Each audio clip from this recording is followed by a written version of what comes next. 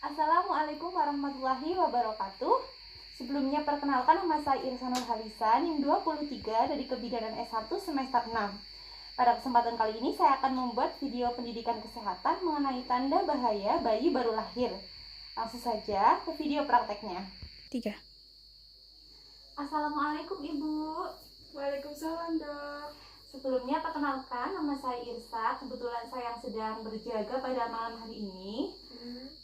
Di sini saya akan memberikan pendidikan kesehatan kepada Ibu mengenai tanda bahaya pada bayi baru lahir. Apakah Ibu bersedia akan saya berikan edukasi? Bersedia. Terima kasih atas ketersediaannya. Benarkah ini dengan Ibu Ulfa? Iya, benar. Baik. Karena nanti Ibu akan pulang sudah melahirkan, jadi sebelum pulang saya berikan edukasi terlebih dahulu ya Bu. Baik. Nah, sebelumnya saya akan bertanya dulu sama Ibu, apa sebelumnya Ibu pernah mendengar ataupun membaca artikel mengenai tanda bahaya bayi baru lahir? Belum. Belum? Nah, berarti kalau belum, bismillahirrahmanirrahim, langsung saja saya jelaskan ya Bu. Iya. Jadi, bayi itu memang ketika bayi baru lahir itu sangat rentan terhadap infeksi virus maupun bakteri penyebab penyakit.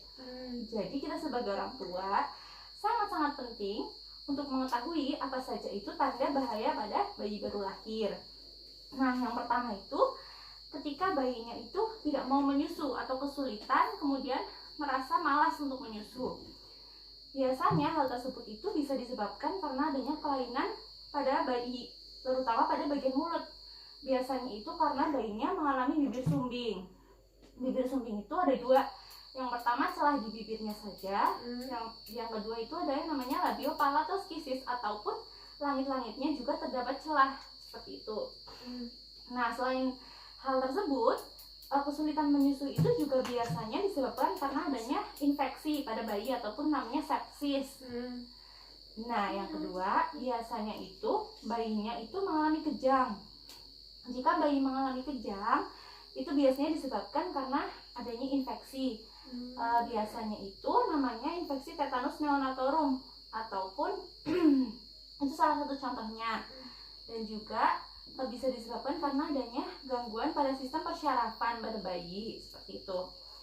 Nah, yang selanjutnya ketika bayi itu merasa mengantuk, kemudian lemas, itu juga bisa menjadi salah satu tanda bahaya pada bayi baru lahir. Nah, untuk yang keempat itu ketika bayinya itu merasa merintih, kemudian lemah hingga kesulitan untuk beraktivitas, tidak gerakannya itu tidak aktif seperti itu. Biasanya hal tersebut itu karena terjadi mungkin ketidaknyamanan pada bayi sehingga harus untuk diperiksaan segera seperti itu. Nah, untuk selanjutnya ketika bayi mengalami sesak nafas ataupun pernafasannya itu 30 sampai dengan 60 per menit seperti itu. Itu pernafasannya melalui retraksi bagian dada. Nah, yang selanjutnya itu ketika bayinya itu kulitnya berubah warna, bisa yang namanya itu sianosis ataupun kebiruan, mulai dari muka, wajah hingga seluruh tubuh seperti itu. Nah, yang kedua juga ketika kulitnya itu berwarna kuning mulai dari bagian kepala hingga ke bawah. Nah, yang selanjutnya itu bayinya itu perutnya kembung hingga muntah. Hal itu biasanya terjadi karena ada gangguan sistem pencernaan di bagian atas yang buntu. Dan jika bayinya tidak bisa atau kesulitan buang air besar atau kecil, itu biasanya terjadi karena adanya kesalahan pencernaan di bagian bawah seperti itu atau gangguan pencernaan. Nah, untuk yang selanjutnya ataupun yang terakhir, ini ketika bayinya itu tali pusatnya kemerahan atau bagian di sekitar tali pusat itu di perut itu mengalami kemerahan. Biasanya hal itu terjadi disertai dengan adanya nanah, kemudian berbau yang tidak sedap atau berbau busuk. Kemudian yang paling parah itu bisa hingga terjadi perdarahan. Nah, jika hal itu terjadi biasanya itu disebabkan karena kesalahan dalam perawatan tali pusat atau kurang tepat seperti itu. Jadi itu tadi adalah tanda-tanda bahaya pada bayi baru lahir. Jadi apakah ibu sudah paham dari yang tadi saya jelaskan?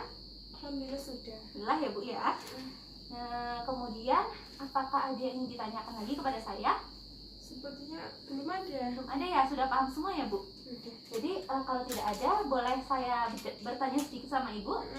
Boleh. Jadi tolong Ibu sebutkan tadi salah satu saja tanda bahaya bayi baru lahir. Seperti kejang-kejang. Ya, bagus sekali. Biasanya disebabkan karena infeksi, betul. Alhamdulillah ya Bu ya, kalau Ibu sudah paham. Semoga dari tadi yang saya sebutkan tidak terjadi dengan bayi Ibu. Semoga bayinya sehat selalu.